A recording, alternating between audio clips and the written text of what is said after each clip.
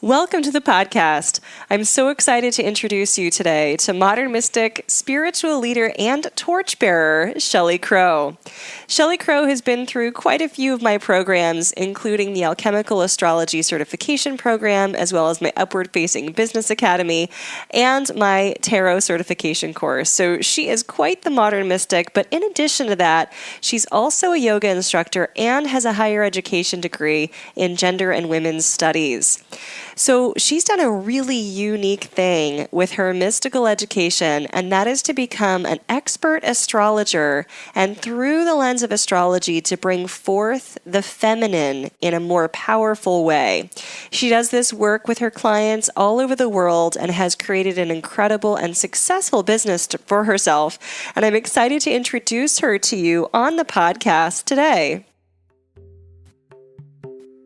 Welcome to the Modern Mystics Podcast. I'm your host, Alana Kaivalya, the Yoga Doctor.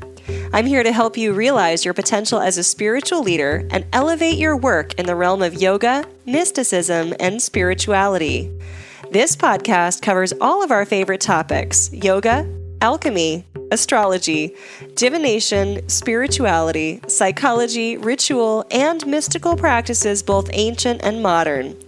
Get ready to up-level your status as a modern mystic.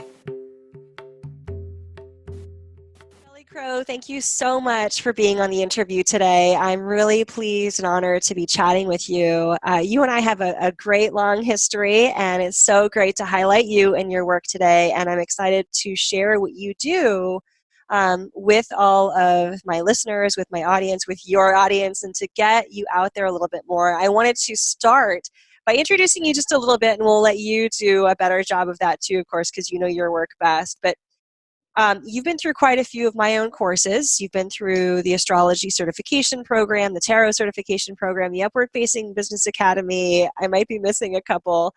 But that, coupled with your degree in higher education, your passion for yoga, you've created a really exciting and unique niche for your business, which is to, as I understand it, bring the feminine forward more prominently within astrology. So you do a lot of work with astrology.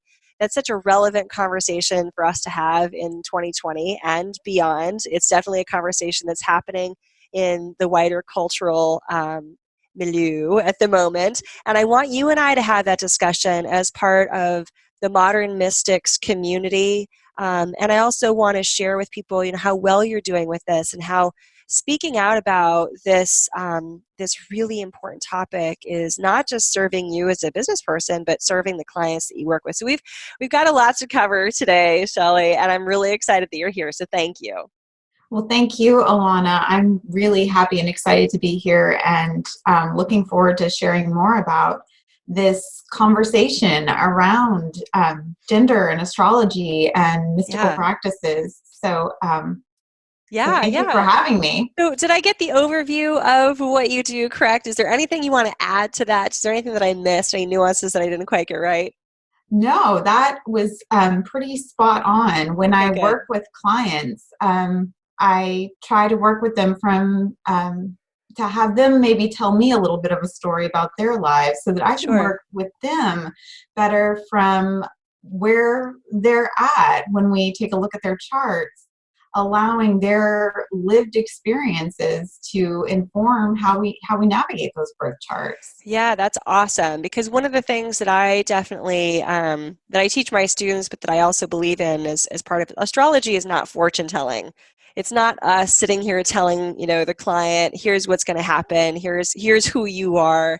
It is a conversation. Astrology is psychology, so we have to have a discussion with our client, with our students, to see how they're expressing their chart, to see what's true and powerful for them, to see where they're at so we know what to work with. So what do you see coming up with, and you work with primarily women, is that correct?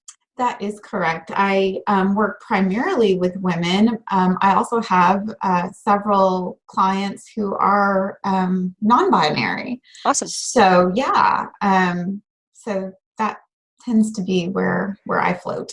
So nurturing the feminine is where you tend to focus. Is that correct? Yes. Awesome. And bringing that out in a really empowered way. Yeah. And also allowing the client to tell me a little bit about what does the feminine mean to them. Yeah, absolutely. You know, what's interesting is I actually had a discussion with a fellow astrologer the other day, and we were talking about how classically, and this is true, I believe, for both Western and Eastern astrology, but, you know, I practice more Western. I am a Westerner. Mm-hmm. So I know for certain it's true for Western astrology that classically there's quite an imbalance, and there's a heavy focus on masculine archetypes. And one of the things that she and I were discussing, and she also has a degree in psychology, and we were saying that the feminine, as we know it right now, is defined, has been, and is defined by men, defined by the masculine. We only know the feminine as it has been defined for us by the patriarchy, essentially. And so I think what we live in a really interesting time right now where we have the freedom and opportunity to explore that, to rewrite uh, to rewrite that belief system, to redefine what feminine is based on what the feminine says it is.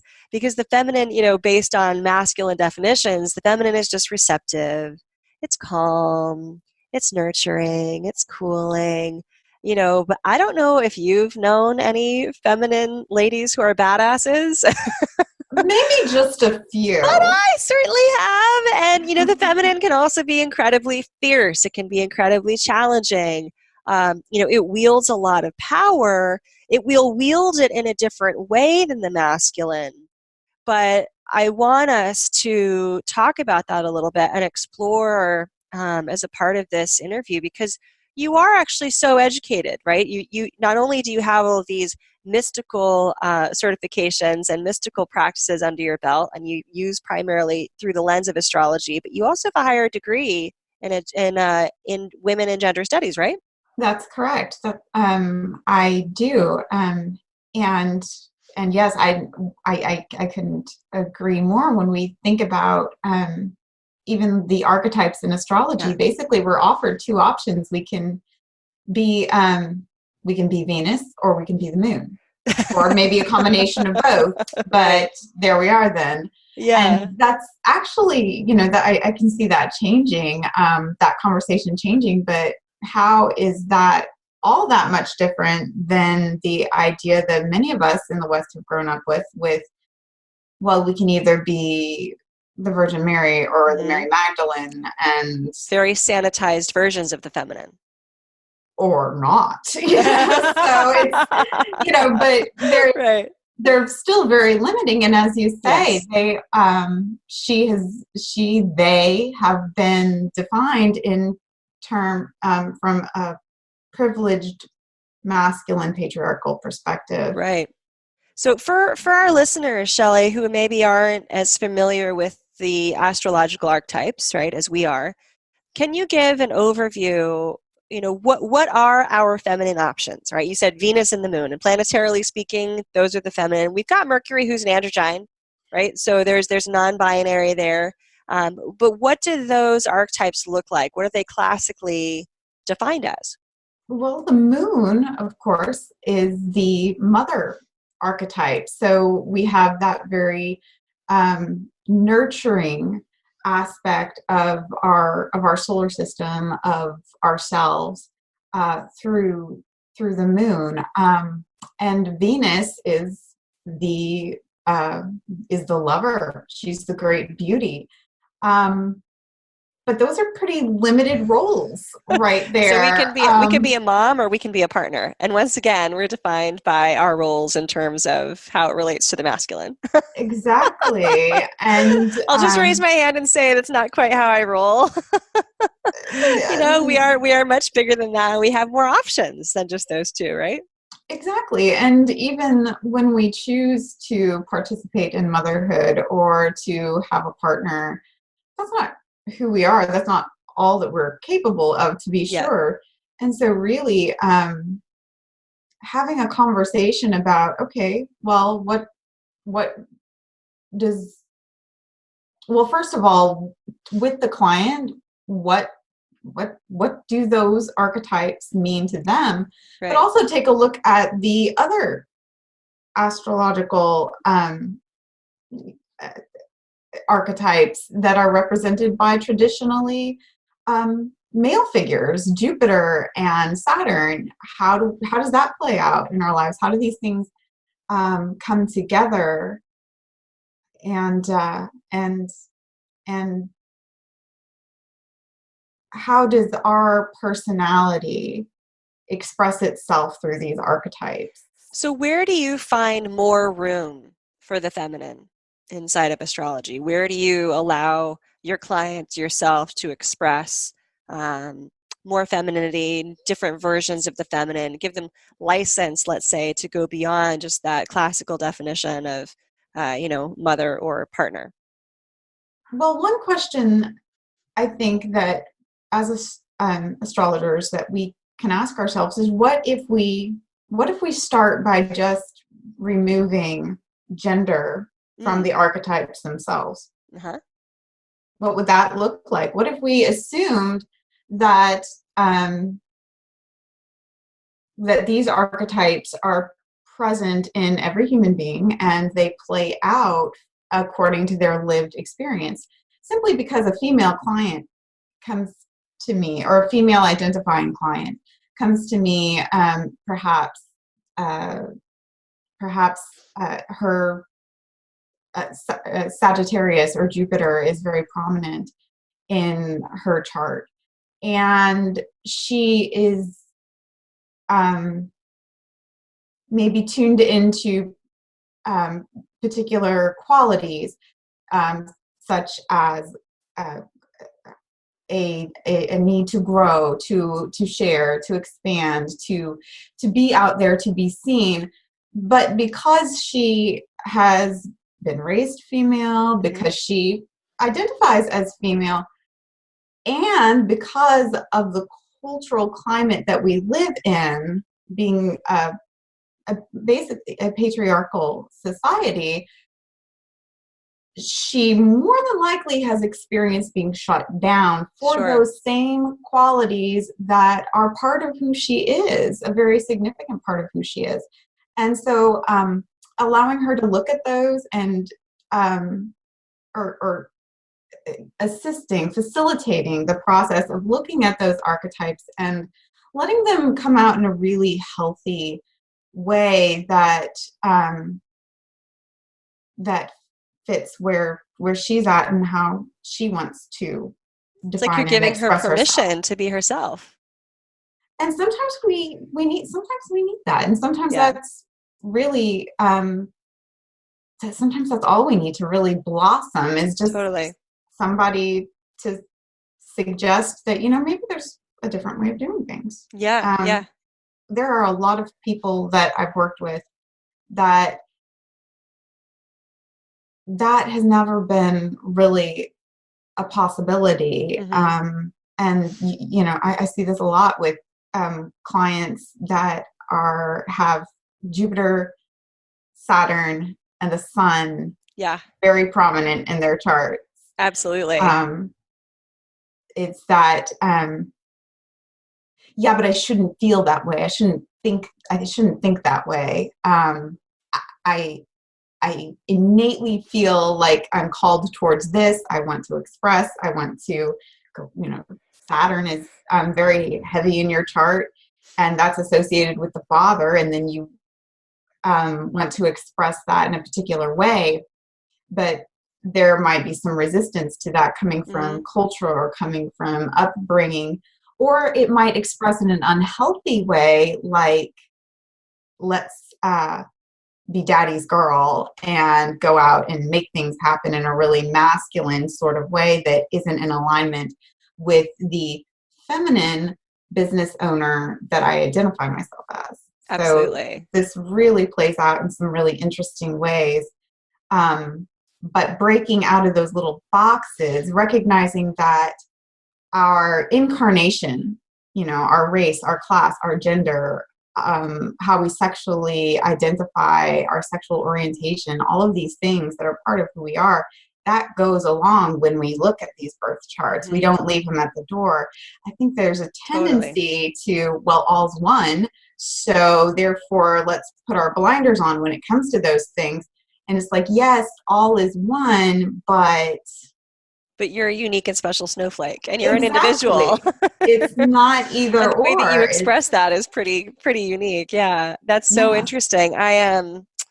I just had a question on the tip of my mind, and I wanted to bring it up. You're healing the feminine with this work, and one of the things that one of the opportunities that we have right now, and it's very unique this time that we live in. It's very unique this time that we live in, is we have this opportunity to heal the feminine. We have this opportunity to redefine what the feminine is and what it should be. And I want to do a real quick point of fact kind of clarification for listeners. There is a difference between female, which is a gender, and feminine, which is a cosmic energy, right? All of us, regardless of gender, have feminine within us. We all do. Some of us identify more strongly with the feminine. Some of us identify as primarily feminine, and that really doesn't have anything to do with the outer shell of the body. So when we talk about healing the feminine, which has been severely repressed for several thousands of years because of patriarchal society and culture, it's a big job, and we don't necessarily have clear pathways or guidelines on how to do it because we've been so culturally entrenched with this one way of thinking of the feminine for so long. Redefining it in our own way is going to take some work. It's going to take some inquiry, and it's going to take some, I think, broadening our scope of the types of mythology and archetypes that we look at. So one of the things I was thinking of is, when we're talking about archetypes in Western astrology that we identify as primarily masculine archetypes, like the sun, like Mars, right? Mars is a very masculine archetype, being the god of war.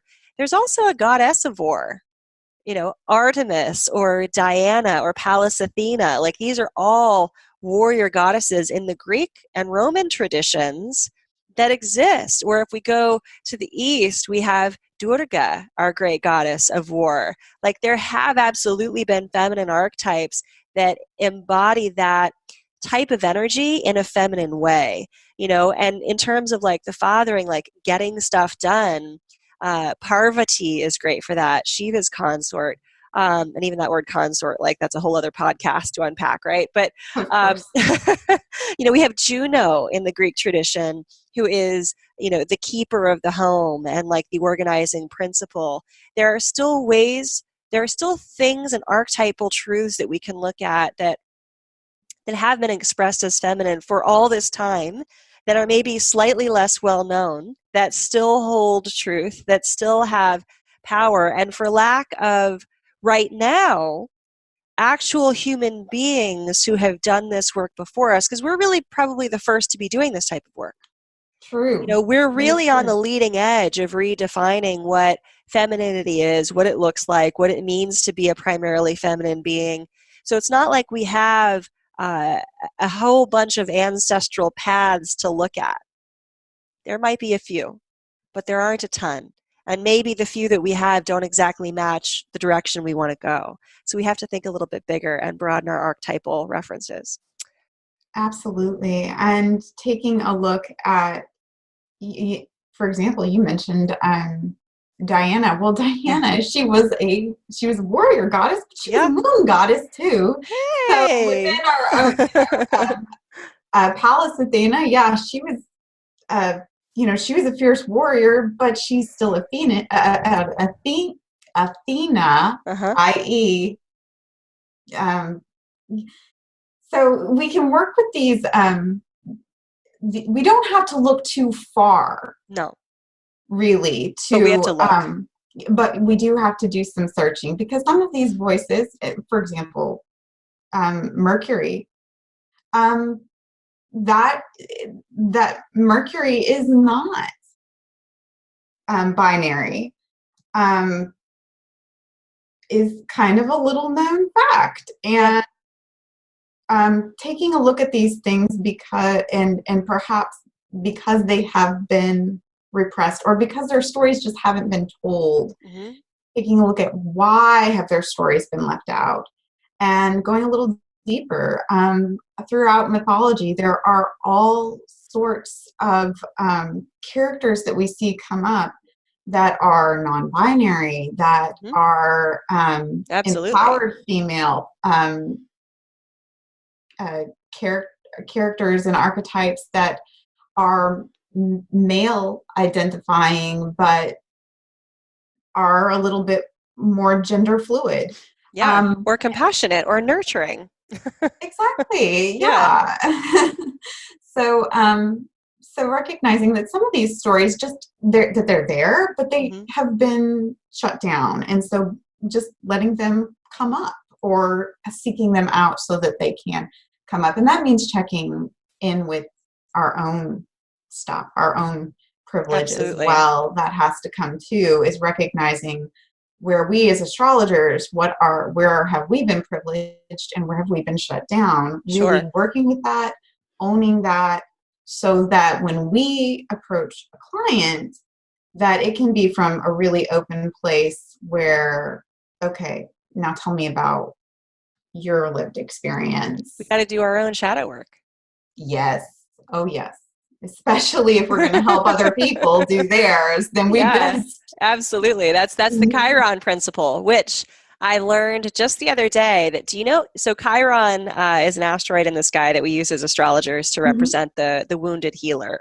The wounded healer. So through our own deep wounding, we eventually rise to become the healer, and that's something that we as modern mystics and spiritual leaders often identify with. However, I learned just the other day, do you know how Chiron, he was a centaur? Do you know how he ended up going on his journey from wounding to healing? Tell me. There was a lady who nurtured him through it, and she was also a centaur, and she also represents the wounded healer. And I don't remember her name, so that's our homework. Wow. Yeah. What an amazing story. And like, I'm a mythologist, and I literally just learned that like the other day. Mythology is so incredible. There's layer upon layer upon layer, and we reinterpret it. Yeah. And look at it. It's incredible. And if There's you so look, you much will to find what you learn. need within mythology, always. So, Absolutely. Shellie, I want to ask you as we kind of wrap up and work to our close here, because I know that you have another appointment pending. For people who are interested in this work, and I deeply hope that many who listen to us are interested in pursuing this further and looking more closely at this and bringing more quality into the work of astrology, into our mystical practices, bringing forth the feminine more prominently. And I don't mean in a way that's imbalanced. I mean in a way that's appropriate, because both the feminine and masculine are important. It's just that the masculine has gotten so much airplay for the last several thousand years. Time to give the feminine its due. What would you assign, since we are, an academy in the Modern Mystics Academy, since we are both teachers, what would you assign as like 3 bits of homework to our listeners to explore and bring forth the feminine or astrology a bit more in their own practice? Well, in order to be empowered through astrology, we have to do our work. Yeah. And I really love to start people off with the basics. So yes, there's just not much point in talking to a client about the 5 asteroid goddesses when we haven't looked at things like the moon, right, or Venus. So the first thing that I really love to encourage clients to do is to follow the lunar phases, to make notes around the lunar phases and see how the phases affect them personally. Now, awesome. I would do this with any client, male, female, non-binary, because there is some suggestion that during the full moon, this is what happens. During the new moon, this is what happens. And waxing and waning moons, this is what happens if you are female. And that's just not everyone's lived experience. And then it becomes, well, what's wrong with me that I don't line up with these lunar phases the way that apparently everyone else does? Well, who is that, first of all? And and so So learning how does the moon, how does that inform and affect the client as an individual? What is their actual experience? And if they would like a free tool to help with that, yeah, just go to my website, shelliecrow.com, and the first thing you'll see is a pop-up. perfect. That pop-up will be to a lunar calendar. You Ooh, I can love that. That's a download the great calendar. resource, Shellie. Wonderful. Yeah, and there will be some questions on one side of the calendar for reflection during the moon. So just that important. I really hope everyone who wants to can check that out and incorporate that into their life.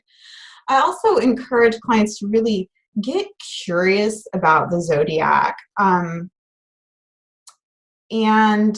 once you establish a nice lunar practice, like following the full moon and the new moon, then noticing the sign that the moon is in. Yeah.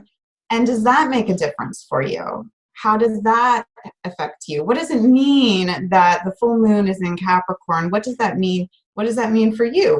What do you notice come up as the moon moves through Capricorn? We have everything moving through Capricorn right now. All of it. It's all in Capricorn. Yeah. Yep. Just in case you were wondering. Makes my job easier. So yeah, it certainly does. And Capricorn. That's where it's at this year. Yep. So it's going to be a hard-working year. But yes, it is. But, Aquarius is on the other side. Won't that be fun? So yeah, getting curious, getting to know the zodiac, getting to know how the client, how you interact with these signs, and then finally know what Alana, what you've taught us the big three. When I learned my sun sign, moon sign, and my ascendant, my game AC, changer. It was eye-opening. It was so eye-opening because, of course, I knew my sun sign and I kind of identified with it, but it wasn't the whole story. There were other gifts and talents in there that I had been repressing. And once I realized my rising sign and I could see more clearly my moon sign, oh my gosh, it changed my life. It's major. Yeah, it really changed my life. And awesome.